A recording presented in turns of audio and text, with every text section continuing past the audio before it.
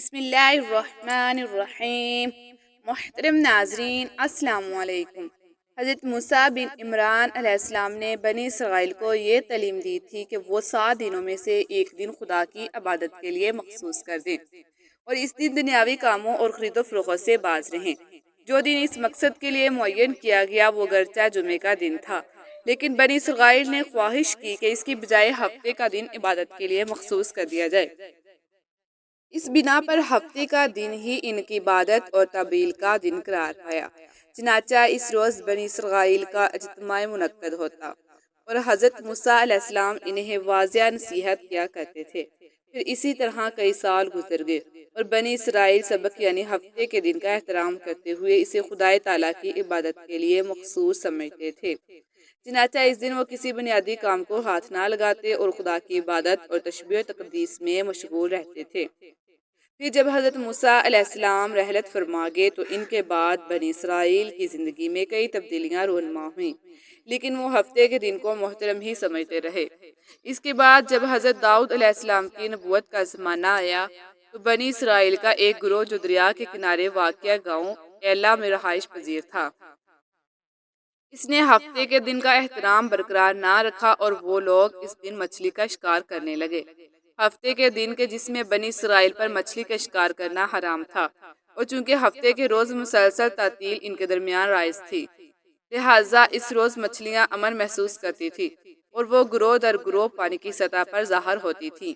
لیکن دوسرے دنوں میں چونکہ ان کا شکار کیا جاتا تھا اس لیے وہ گہرے پانی میں بھاگ جاتی تھی۔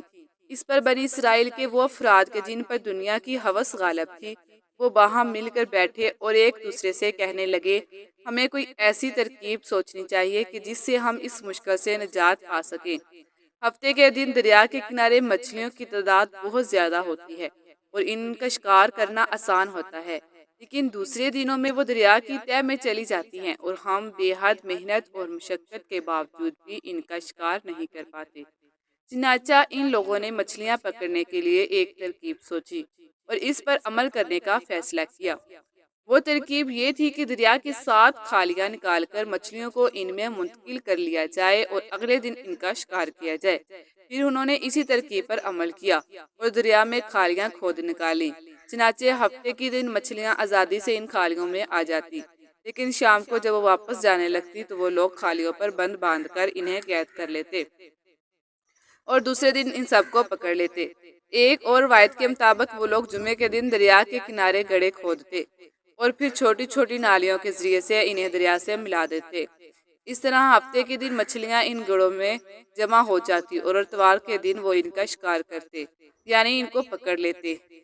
اس موقع پر بنی اسرائیل 3 گروہوں میں بٹ گئے۔ پہلے گروہ میں وہ لوگ شامل تھے جنہوں نے اللہ کے حکم کی مخالفت کی اور کھلم کھلا اس گناہ کا ارتکاب کرنے لگے۔ دوسرے وہ تھے جو اس کام کو گناہ تو سمجھتے تھے لیکن ان لوگوں کو اس گناہ سے منع نہیں کرتے تھے۔ اور تیسرا گروہ وہ تھا جو اس کام کو گناہ بھی سمجھتے تھے اور ان لوگوں کو اس کام سے روکتے بھی تھے۔ قوم کے صاحب علم اور دیندار لوگوں نے انہیں نصیحتیں کی اور خدا کے حکم کی مخالفت کرنے سے ڈرایا، لیکن اس سے کوئی نتیجہ برآمد نہ ہوا۔ اسی طرح کافی مدت گزر گئی اور دیندار لوگ ان گناہ گار لوگوں کو واضح نصیحت کرتے رہے۔ اس موقع پر وہ لوگ جو اس کام کو گناہ تو سمجھتے تھے لیکن امر بالمعروف نہیں کرتے تھے، انہوں نے عمل بالمعروف کرنے والے گروہوں سے کہا، تم ایسے لوگوں کو نصیحتیں کیوں کرتے ہو جنہیں خدا ہلاک کرنا یا دردناک عذاب میں مبتلا کر دینا چاہتا ہے؟ نصیحت کرنے والوں نے کہا، ہم اس قوم کو اس لیے نصیحت کرتے ہیں کہ خدا تعالیٰ کی بارگاہ میں ہمارا عذر قائم ہو جائے۔ بہرحال ان صاحبان علم کی باتیں مؤثر ثابت نہ ہوئیں اور وہ لوگ اپنے بنائے ہوئے طریقے سے مچھلیوں کا شکار کرنے میں مشغول رہے، بلکہ وہ تو اپنی اس غلط حرکت پر خوش ہوتے اور اسے اپنی کامیابی خیال کرتے تھے۔ جب نصیحت کرنے والوں نے دیکھا کہ لوگ ان کی بات نہیں مانتے اور برابر گناہ میں مشغول ہیں تو انہیں دکھ ہوا اور انہوں نے کہا، اب ہم شہر سے باہر چلے جاتے ہیں، اب ہم تو لوگوں کے ساتھ نہیں رہیں گے۔